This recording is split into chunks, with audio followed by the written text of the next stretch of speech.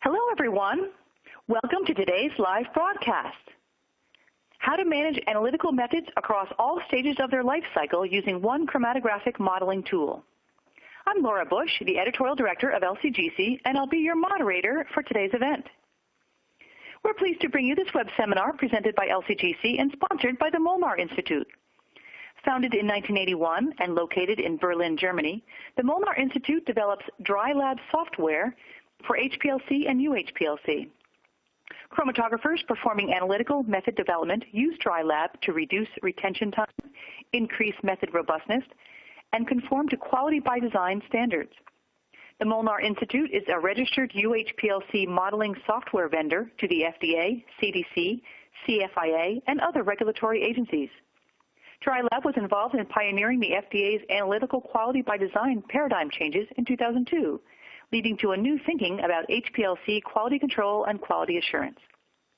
For more information, please visit molnarinstitute.com. We have a few housekeeping announcements before we get started today.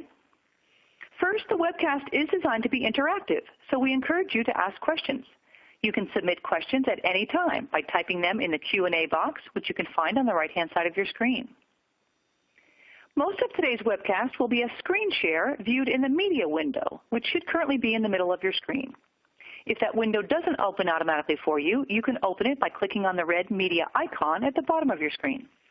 Once that window is open, you can enlarge it by clicking in the square in the upper right-hand corner, and you can also move that window around your screen. We invite you to take advantage of the resources provided by our sponsor, which you can find in the green resource widget.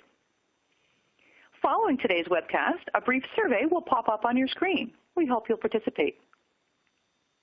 If you have any technical problems viewing or hearing the presentation, please click on the question mark help widget in the dock at the bottom of your window. I would now like to introduce today's speakers. We are very pleased to be joined today by Dr. Imre Molnar and Dr. Hans-Jürgen Rieger. Dr. Imre Molnar is the founder and president of the Molnar Institute for Applied Chromatography. After receiving his doctorate degree from the German Saarland University in analytical chemistry, Dr. Molnar joined Csaba Horváth's research team at Yale, resulting in numerous publications on topics such as the theory of solvophobic interactions and the fundamentals of reversed phase chromatography. After returning to Europe, he founded the Institute for Applied Chromatography in Berlin in 1981. In 1984, joining the team of Drs. Lloyd Snyder and John Dolan, he began focusing on in silico method development in HPLC, resulting in the Dry Lab software.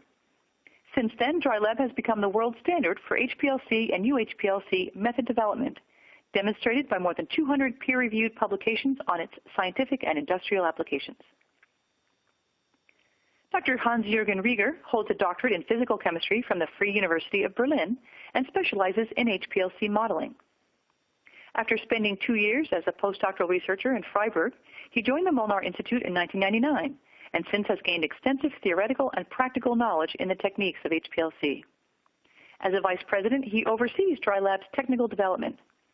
Together with Dr. Molnar, he has developed new software modules for improved peak matching, multiple parameter optimization, robustness testing, and GMP-compliant method reporting. Dr. Rieger teaches Dry Lab courses on an international scale. Thank you both for joining us today. Dr. Molnar, please get us started. Thank you, Laura.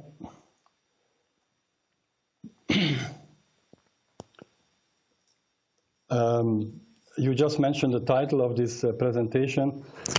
We have about 500 listeners, and that's a very great audience, so we would like to go into details now. We are focusing now on the topics: how to redesign an analytical method that has reached the end of its life cycle. So we have a session today about Dry Lab 4.0, and we are concerning the topics of the life cycle management in chromatography. The topics in the part one, we have two parts. Of part one is how to redesign an analytical method that has reached the end of its life cycle. That means in the stage 3, we have to return to stage 1 and look for some repair on the method, trying to reduce runtime and method development time, and we will have 2 cases on 2 APIs with 2 regulatory methods. Then we will talk about how to optimize performance of an existing method in 3 simple steps. First of all, running input runs, then to the peak tracking, which is needed because we have always a lot of peak movements to be understand. Then create the model and find the most robust separation, and how to use chromatographic parameters to maximize resolution. This will be shown in the live demo. In part 2, Dr. Riga will focus more on the method robustness issue. He will be showing a stage 2 method qualification case. He will be talking about how to perform method corrections for a stage 3 in routine method that fails. That is the case of pramipexole. How to use chromatographic modeling to safeguard method transfer from yielding out of specification results, and how to maintain and add acquired method understanding to a lifecycle management compliant knowledge management documentation. Just to return to dry lab fundamentals, dry lab is visualizing the chromatographic process interactively and yields a scientific understanding of your complex UHPLC work. Dry lab uses the linear elution strength theory of Lloyd Snyder, which he developed for gradient elution. Dry lab models resolution map and safeguards method transfers, and dry lab analyzes method robustness by visual evaluation of the chromatographic process, not just in reverse phase chromatography, which makes about 85–90% of all methods used today, but also in Hillick, in ion exchange, in hydrophobic interaction chromatography, which are typically in the protein monoclonal antibody business, also in gas chromatography. Dry lab generates knowledge management documents, including all scientific details for method understanding. Now, as we started in 1986, at those days, method set points were fixed. That means the methods were like hit in marble, no change was allowed, and we started to understand how the chromatography works with a so-called one-dimensional model. On the lower left, you see it. For these, we needed 2–3 experiments, like % B runs. We needed pH 3 runs for pH or 2 for temperature. And we could see already a certain region, which I'm going to focus now on, where we could fix, where we could tolerate a certain changes and still had a baseline resolution. A few years later, we then continued to change from isocratic methods to dominantly gradient runs in a 2-dimensional modeling where we use the temperature as a second dimension. You can see here in this picture, the red regions are the so-called baseline resolution regions. This is a gradient time axis, and then the y-axis is the temperature axis. And at the blue lines, we have coelution of peaks or changeover in retention elution order. 4 to 6 runs were needed. Combinations were TGT, time of gradients and temperature, or TG and pH, or TG and ternary composition. 2009, we started to extend to a third dimension, to the 3D cube, which you see here on the right side. In this case, we needed 12 experiments, and we could combine a gradient time temperature with pH, or gradient time temperature with ternary composition to challenge the selectivity of the chromatographic system. Nowadays, we extended now this modeling to a 18 experimental cube, where we can combine gradient time with pH and ternary composition. The first publication is underway. The point is here that we are doing visual chromatography. and we are trying to find the best separation conditions, highest critical resolution, shortest runtime, and the highest robustness.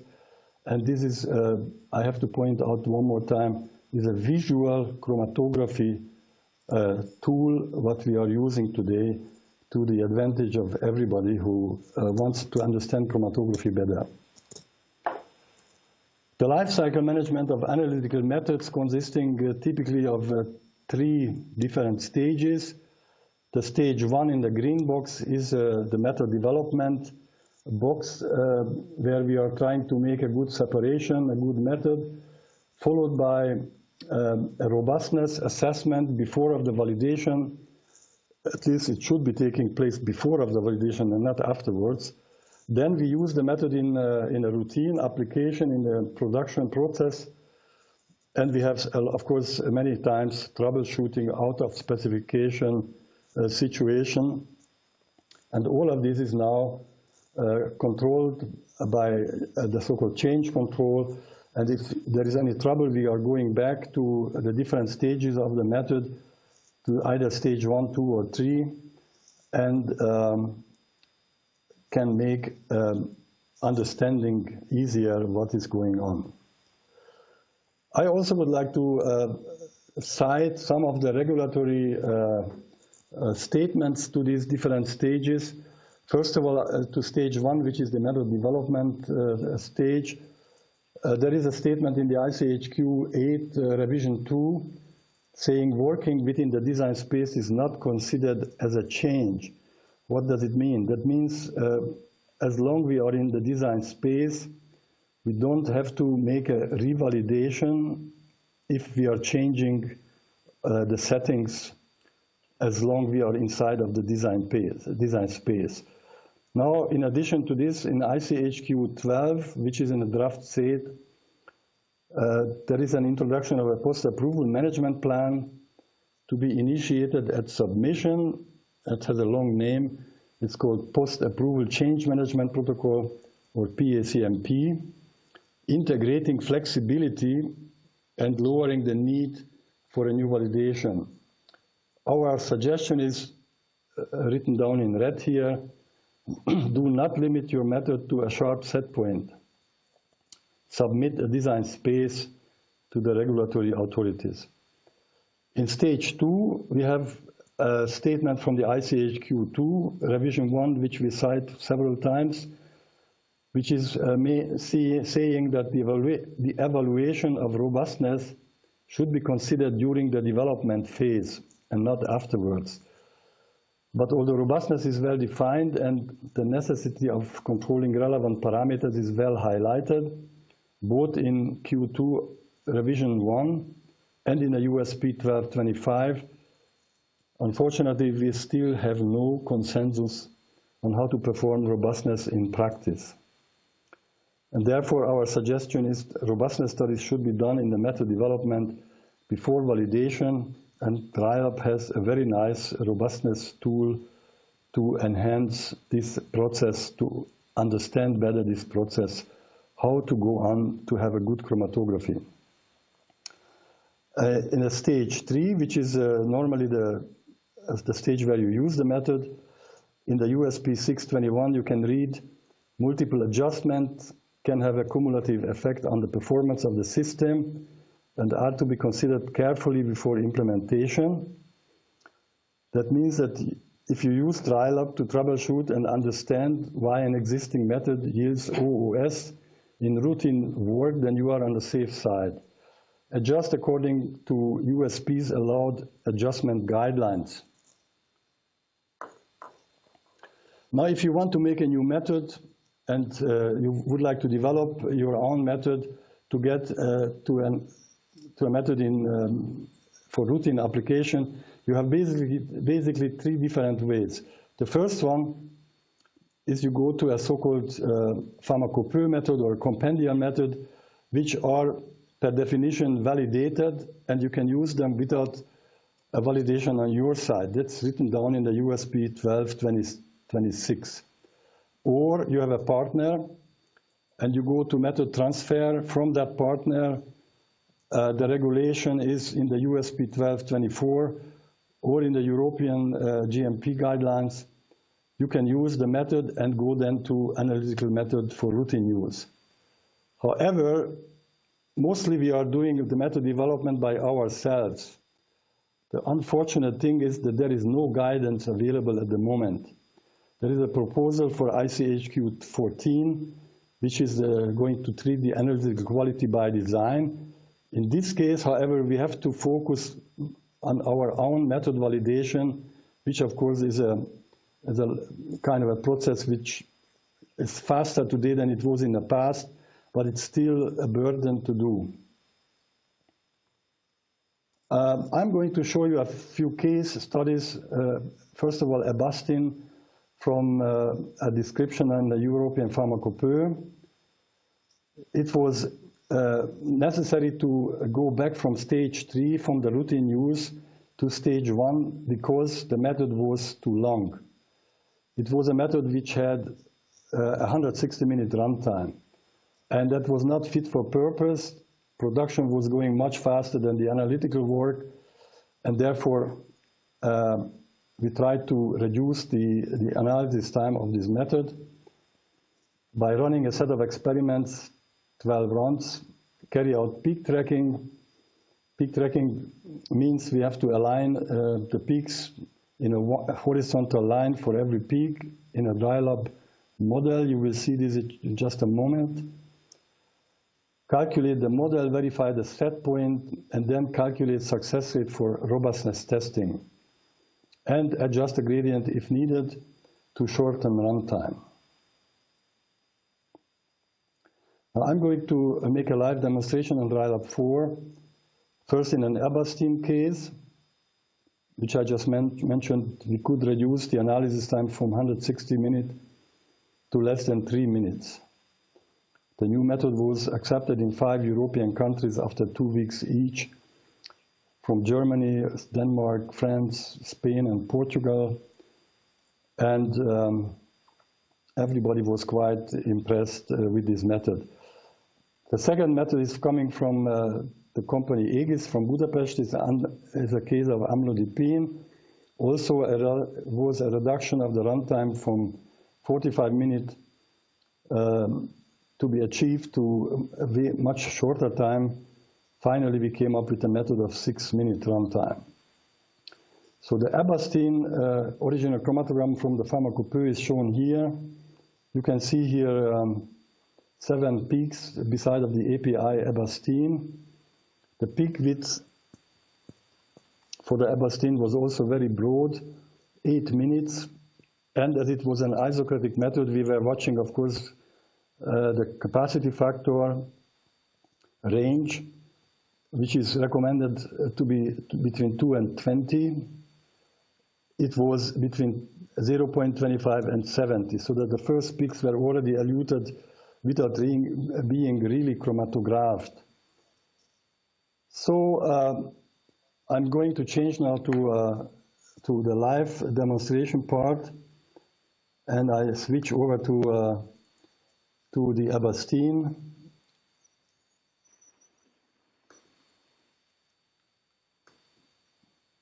And you can see here the laboratory page in dry lab. We have been taking 12 experiments. You see the gradient from 30 to 90%. And you see also it's a very robust method. As I'm turning around this cube, you see here only in the back part we have some blue coevolutional ranges, but otherwise the method is fairly robust. In the gradient mode, we could add gradient points and add steps. I'm going to leave this now because the time is very short, and go to the robustness calculation, which is also included in the so-called knowledge management document. You see the knowledge management document is treating the project description. I hope that you can see this as much as possible. The analytical target profile is set to a critical resolution. of your judgment. The limit of the qualification must be less than 0.05% of the drug substance. Reporting limit according to ICH Q3A. Then we have the risk management part here, where we use typically the resolution maps to judge how the separation might fail if we are going to the border of the good region. Then you see the method control strategy, which is typically a system suitability test. Then justifying the initial conditions and justify also the set point.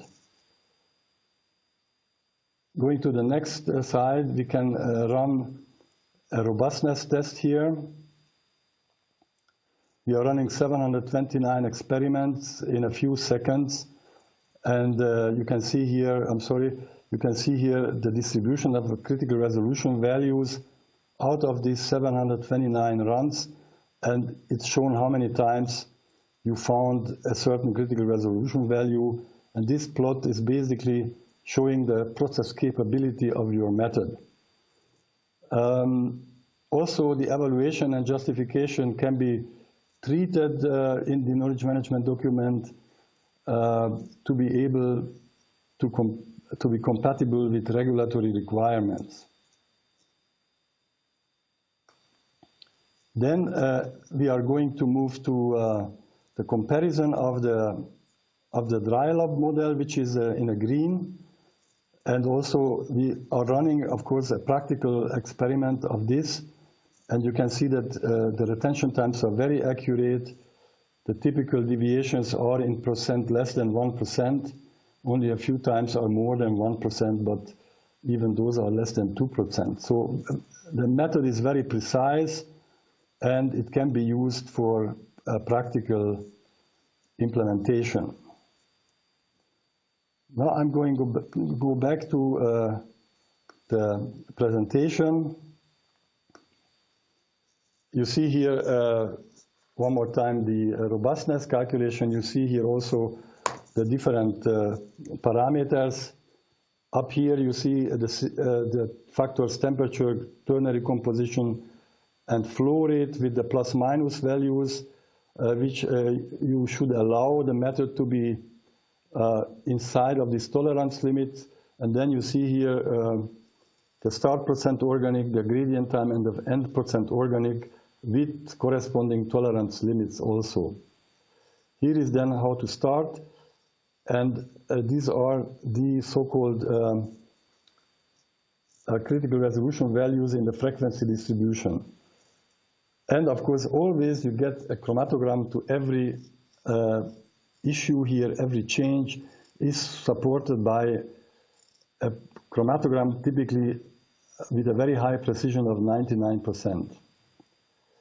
You see here also in a comparison one more time, and the paper is published in Journal of Pharmaceutical and Biomedical Analysis with Alexander Schmidt as the first author, who has many years of experience in the pharmaceutical industry. The Eberstein case is also described in the literature, and this is the first page of the paper. And you see here also the big difference between 160 minutes down to less than 3 minutes. It's a tremendous time saving in the routine, and the separation is better than it was before in the isocratic method. The case number 2 is based on amlodipine. We developed this case together with the company Aegis in Budapest. Here, the problem was that the method was also a little bit too long. It was 45 to 60 minutes long, and it had a region in the middle of the chromatogram.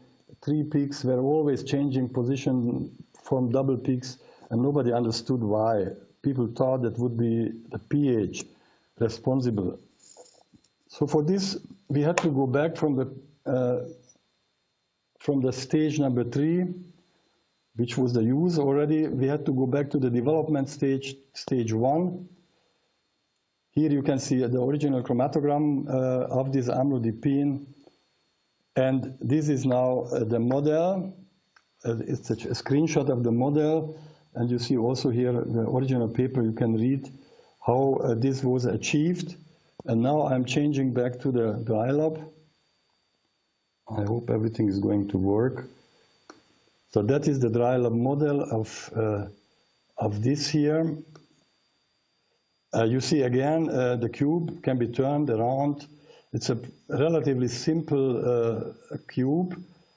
And we can, of course, change, again, the gradient if we want, making a step here, or changing starting and final composition. But we can see also the critical resolution peak pairs, which are different at different points of the actual resolution map. And we can go back to the resolution map. It's up here. And if you would not have a dry lab, you could say, okay, I'm going to work at this point and try to find out how is the robustness at that point. And switching to the robustness calculations, we can make a run between pH 2.9 plus minus 1/10 of a pH unit. We have here a temperature plus minus 1 degree. The flow rate is 0.1 originally, which is a big error. It's about 20% error. And these are the conditions of the gradient. And if I run this model here, then you see 729 experiments carried out in about 5 seconds. And it tells us it is 54% success rate. I'm going to focus on this. Up here you see 54% is the success rate, which I can visualize in the frequency distribution, showing how many critical resolution values were found out of the 729. For example, this one was found 15 times, this one was found 10 times, etc. But we have the red bars showing out of specification results because we are below the ATP, which was 1.5 critical resolution, baseline resolution. So this is not a good point to work at. That is the bottom line. This point is giving you a very nice chromatogram, less than 4 minutes, but it's not robust. So I have to change the working point, and I can move around. I can go up. You see here on the blue line, I get a double peak. If I go to the left, I get another double peak formation. The red peak pair is always the critical peak pair. If you see just one red peak, then it's a double peak. So here the method is not robust because we are too close to the edge of failure. The edge of failure is this line between the red and the orange color. So I have to go either up here, but then I'm losing time. Here the method is already 6-7 minutes long, or I go at a lower temperature somewhere here and try to make a method down here, and I'm starting the method again. Conditions were changing, so he tells me, and again I have to go to 2.9 here. And I start again 729 runs.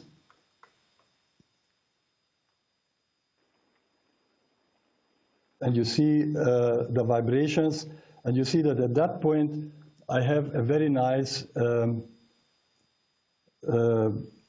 separation. Critical resolution values are going between 1.9 and 2.8. So that's a very nice distribution. It's of course expectable that you have different critical resolution values. Yeah, so finally we came down to less than 6 minutes, which is a a factor of about 8 to 9 times faster than the original pharmacopoeia method. And we could use a modern instrumentation here. We could use a Waters UPLC. We could use columns of modern architecture, like the Acuity BEHC18 column, or other columns we used also from MacMod. Halo columns, they are all excellent modern columns which should be implemented in methods which are too slow and too old. Going back to the presentation, this is the slide I had the last time, and now I'm going to hand over this presentation to Dr. Rieger, who will speak about the case of robustness. We have to switch, of course, the loudspeaker to our ears. It takes a few seconds. So hello, welcome from me too. My name is Dr. Rieger. I will continue and talk about how we can use chromatographic modeling to evaluate method robustness. Of course, a robust method will safeguard us from later out of specification results. And so to have a robust method is always one of the key advantages which we would follow. I will use a case study which is published in a paper by Schmidt, Standage, and Molnar in the Journal of Pharmaceutical and Biomedical Analysis. And this paper describes how we can describe the method which is already in use in the lab routinely, and so it is in the stage 3 of the method life cycle.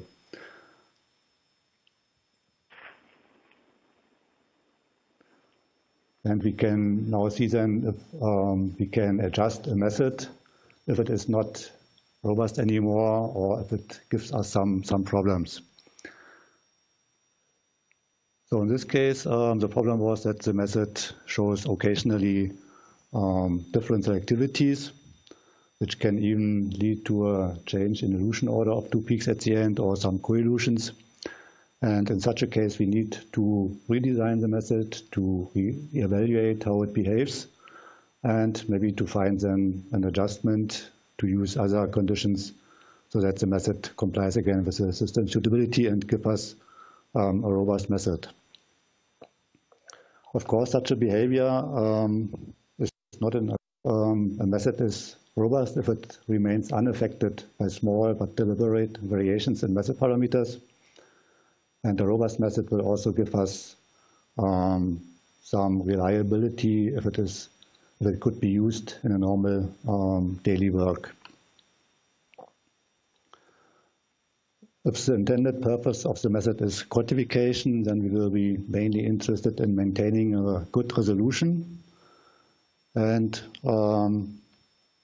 especially we would be interested in a certain value of the critical resolution that is 1.5 or maybe a little bit better, around 2, because that means that we have a baseline separated chromatogram, and that means we can more reliably integrate and quantify the peaks if we have at least a resolution of 1.5 to 2.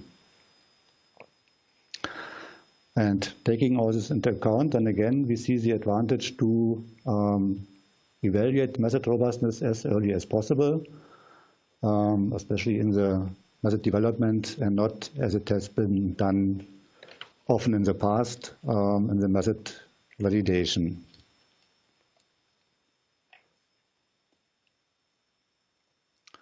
So back to the example, pramipexole is a drug substance used to treat Parkinson or restless leg syndrome. And the separation of pramipexole from its known impurities is described in the European Pharmacopoeia as well as in the United States Pharmacopoeia. And the method consists of using a C18 stationary phase.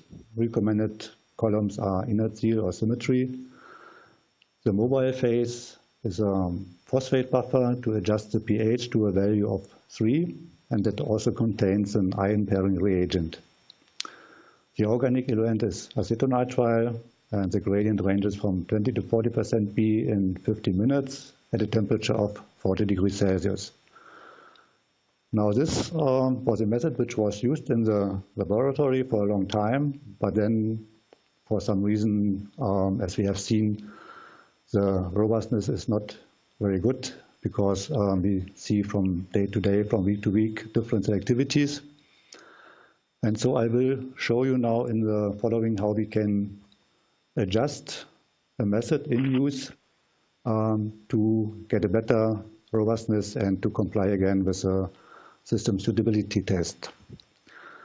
That means we can use DryLab to create a design space now around the conditions of the official method and see if we are really still at the optimum working point or if we can maybe adjust to have a better separation.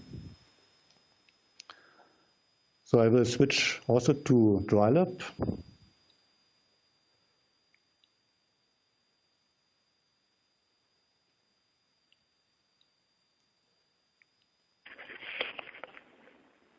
So we can just go to the data entry site. Here we collect all the data which we need to build such a design space. And you can see that we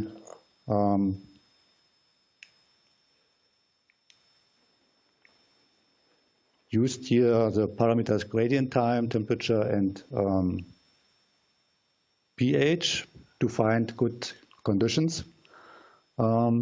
You remember the official gradient time was around 15 minutes, and we tested now the gradient from between 8 and 24 minutes. So that the 50 minutes is just in the middle of this range. The same was true for the temperature. It was tested between 27 degrees Celsius and 54 degrees Celsius, just around the 40 degrees Celsius of the companion method. For the pH, we used the official pH value of 3 and also a slightly lower pH and a slightly higher pH. That means then we have to run these 12 experiments with all possible combinations between these two gradients, two temperatures, and 3 pH values. And we can import these experiments. We can take a look on the chromatograms. And as Dr. Molnar pointed out, we have to match the peaks between the bands so that DryLab knows where each peak elutes under these 12 different conditions. We can do this quite easily in DryLab, which helps us to do the peak tracking. And then we can calculate the model. And this will result in such a resolution map. Here we can see that if we are near to the edge of failure, near the edge of the red area, then of course the robustness is not as good as we might think. We have still a quite good solution, but what happens if we have small changes in the gradient time, temperature, pH, and so on? That can easily be evaluated. So we can go to the robustness. As you can see here, we use already quite generous variations, temperature plus minus 4 degrees Celsius, pH plus minus 0.3. Flow rate was 1.5, and we accepted the variation of 0.15 milliliter per minute.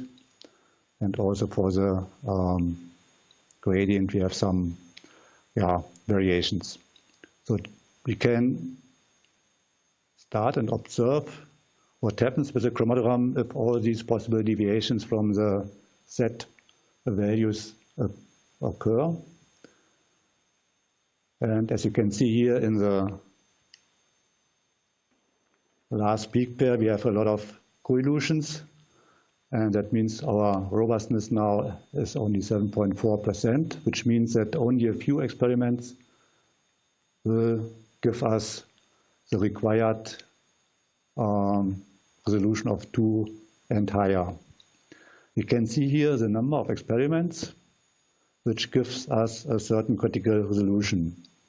And from the 729 calculated chromatograms, only 7%, 7.5% will give us the required resolution.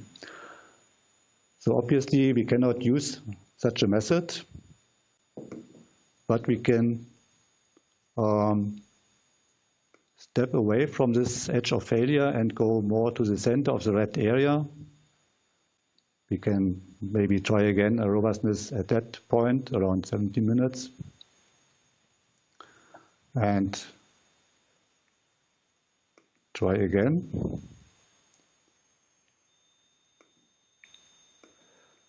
And now you will see still some co-elutions. So maybe the robustness is better, but not sufficient. We have only 20% or so. So we have to go much further to the left, which is only also advantages because we have a reduction in runtime if we go to steeper gradients, which is against expectations. Normally you would expect that the longer the runtime, the better the resolution. But in this case, we can see that the opposite is true. If we go to shorter runtimes, we have a better resolution. And we can again test the robustness at that point. We can again observe the chromatogram and see that in this case, the two peaks at the end will not coelude so often. Maybe they have always a good separation, and we can see that under these conditions we have really 100% success rate. That means that whatever combination of deviations we have from our working point, we always get a resolution of more than 2 for our critical pair, peak pair. And so that gives us the opportunity to change, to adjust the method, and that is allowed if we comply then with the system suitability test. If our ATP is fulfilled, we can do that, and then we can continue with the method now with a 10-minute gradient time, which proves that we have a good separation and also a very robust method.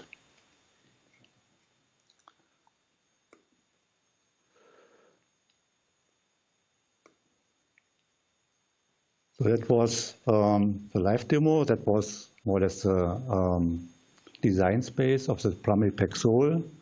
And we can see that with the 10-minute gradient times, we get a very good method.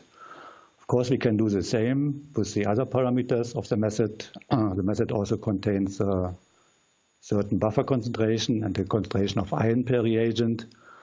And we can see that the official method again is at the edge of failure. And we may again improve our method if we adjust, for example, the ion pair concentration to a little bit lower value. And we can also reduce the buffer concentration and find a working point somewhere in the red area where we have a good separation and probably then also a good robustness. Finally, of course, we would like to verify our model. Dualab will predict us a chromatogram, how it should look like if we make all these adjustments.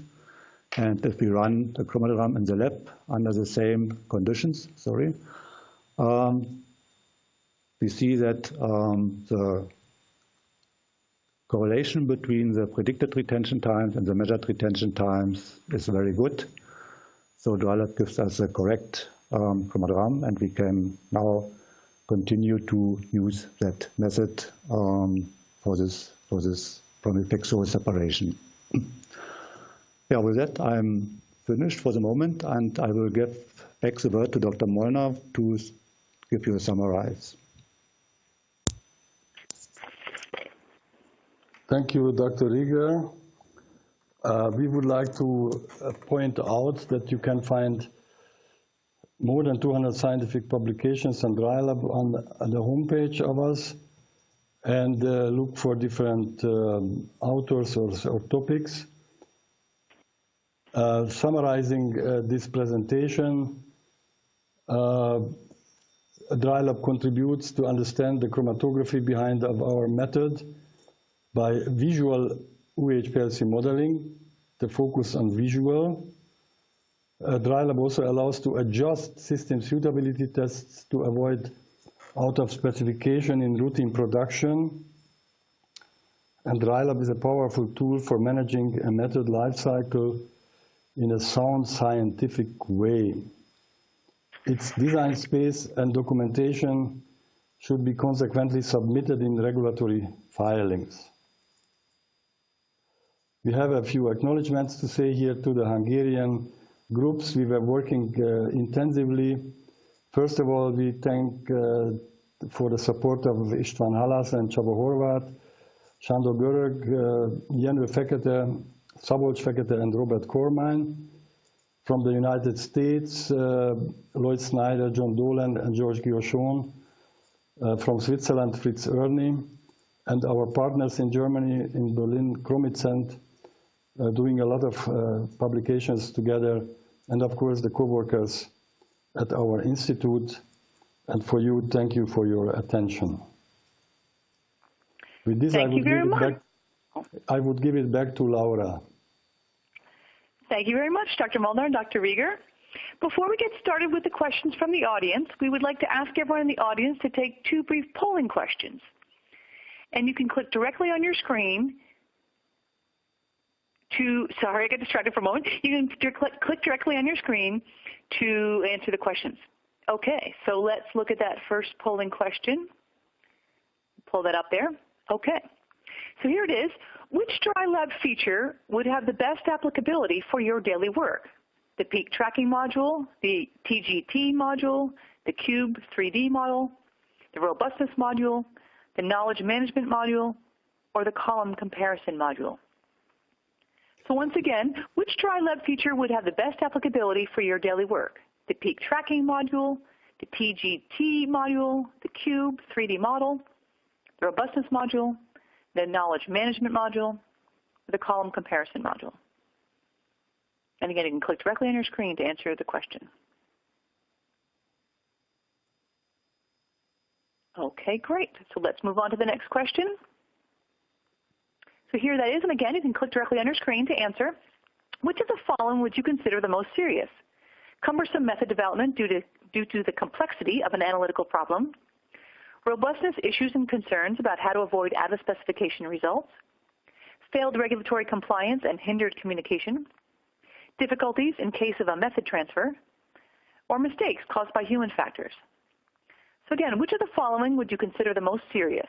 Cumbersome method development due to complexity of an analytical problem, robustness issues and concerns about how to avoid out-of-specification results, failed regulatory compliance and hindered communication, difficulties in the case of a method transfer, or mistakes caused by human factors. All right, great. Thank you very much for answering our 2 polling questions. Now let's go on to the audience questions. And let's pull up the first ones here. Okay. So here's one to start with. Dr. Molnar, how many minimum and maximum experiments, any minimum imitations, are supposed to be run in the software to find out the best conditions? This depends on the sample's complexity. If you have a simple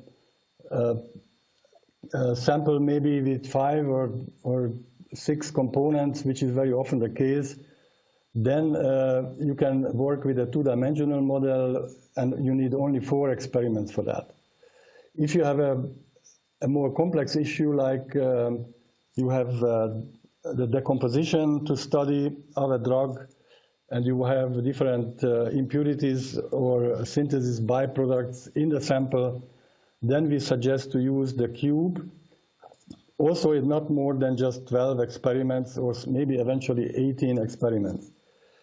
We are not suggesting to make your own design, because you can get lost there. So we have a large number of experiences with modeling, and the models we are using, the gradient and temperature model or the cube, are already reduced in their complexity and giving you a fairly good success in a pretty short time. And that is our goal.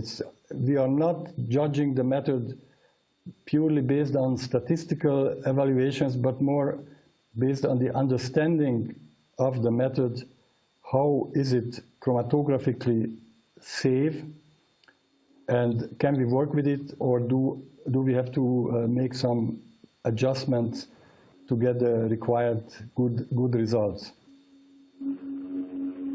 Excellent. This next question I think should be for Dr. Rieger. Is DryLab 4.0 suitable for automated method development? For example, does it control the HPLC system or just process data obtained from the CDS? Well, both is possible, of course. You can use any instrument and then export the data as CDF files. But we are also working on some chromatographic data systems to directly communicate between these systems and DryLab. For example, we can read data from lab solution from Shimatsu, also from Chromarion 7.2 from Thermo Fisher, sorry. And we are currently also working on connecting DryLab with Empower software from Waters. That hopefully will come during the year. It's not yet possible, but in any case, you can export chromograms as CDF files from any data system and then import them into DryLab. Thank you. Dr. Rieger again, is this software compatible with using HPLC, or do I have to use UHPLC? That is shortly to answer. You can use HPLC and UPLC. Both techniques are applicable with DryLab. Excellent, thank you. Bear with me, I'm just checking for my next question here. Sorry, one of them kind of went away from me here a moment. Got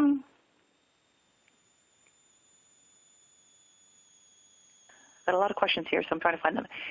Here's another one. How can one know which chromatographic parameters are relevant before modeling? And how many parameters are necessary to take into account, like solvophobic theory, compounds, chromatographic behavior, preliminary experiments, 1, 2, 3D optimization? What was the question So, can you repeat the question? Maybe we just... Sure, it's kind of a long one. So how can one know which chromatographic parameters are relevant before modeling, and how many parameters does one have to take into account?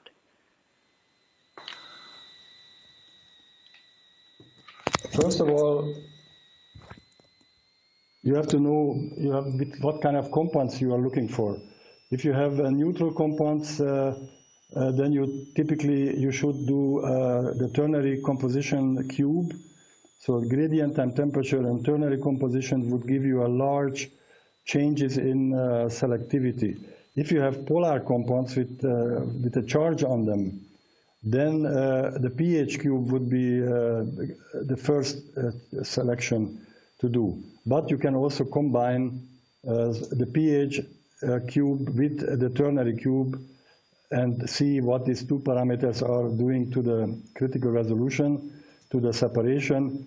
The point is to get the best separation and the fastest separation, and the cubes are helping you very efficiently to get those conditions which are the best for your judgment. The nice thing is that you only need a second or two for getting an answer from the software. How is your chromatogram looking like? Because that's what you can judge in the best way. Everybody knows what kind of chromatogram they would look like for. And this is a visual way of how DryLab is approaching the separation problem. Every change, whatever it is, whether it is a temperature or pH or the ternary composition or the gradient shape, steps in the gradient, flow rate changes, the length of the column, diameter of the column, particle size, they can be all addressed, and after one click with the mouse you get the answer. And you see a chromatogram in front of you, and that is a wonderful way of understanding chromatography, because a picture is telling you more than 1,000 numbers. A picture is like 1,000 numbers. So a chromatogram as a picture is giving you always a much faster information on a separation. Is it the one you like, or do you have to look for further changes, and you can find out maybe you have to change the column. You have to get a better selectivity, a better chemistry column, and then also you have just to repeat a few experiments to see that the other column, how does it perform. Or you need a smaller particle size maybe, or a different length. These are all changes which are showing in, which can be treated in dry lab. Thank you. Here's another question. Maybe I missed it, but is it the stationary phase or column difference also part of the optimization in dry lab? Yes, you can make models for different columns, and there are papers published from Dr. Cormine in our collection of papers, and we have compared different columns, different batches, and dry lab is excellently can be used to compare columns because you are not just looking at the chemistry of the column. That is one important thing, but you also look at the other conditions of the method, like composition of the eluent, the pH, the temperature, the ternary composition. So they are all playing an important role and cannot be reduced to the chemistry of the column only. And therefore, the best comparison of columns is by using cubes for different stationary phases. This was started already in the early days of dry lab by Lloyd Snyder and John Dolan. Excellent. Let's take one last question before we wrap up. If I have a mixture composed of 4 compounds with similar structures, is it possible for the dry lab software to separate them? And if yes, which one will be better, 3D 12 experiments model or the 3D 18 experiments model? Yeah, this is depending on how different are these compounds from each other. If they are, of course, isomers, then you have a hard time to get a better separation. But otherwise, I would change pH, and I also would look at ternary composition, make a cube for these parameters, combinations to get the right answer. Structural similar compounds are always the case if we are doing stability studies, and there we have typically very similar compounds, but the hydrophobic surface area of them, and that is the hydrocarbonaceous part of the molecule, they are typically different enough to be used to have a reverse phase column, a C18 column, to be used because then we have enough hydrocarbonaceous part of the molecule to be attached to the C18 part of the column, and small changes are already giving a big change in retention time. So in reverse phase you have a good choice. Of course, if you want to do sugar analysis, then you should maybe eventually go to HELIC, which specifically looks for a sugar moieties in a protein molecule, and then HELIC is probably superior to reverse phase. Excellent. Well, on that note, we'll have to wrap up. Dr. Molnar and Dr. Rieger, thank you so much for your presentation today and for answering all those questions. Thank you, too, for guiding us and all the team around you. Thank you very much for LCGC to enabling us to make this seminar. Thank you. Fantastic. I want to thank all of you in the audience for attending and participating in today's event, and I'd like to thank our sponsor, the Molnar Institute, for making today's webcast possible. If we didn't get to your question today, someone will follow up with you after the event, and you can also send your question to Magdalena Marinsky, whose contact information is currently on your screen. In a moment, a brief survey will pop up on your screen, and we hope that you'll participate in it. Today's webcast will be available for on-demand viewing through July of next year. You'll receive an email from LCGC alerting you when the webcast is available for replay. We invite you to forward that announcement to your colleagues who might have missed today's live event. We hope to see you all next time. Goodbye.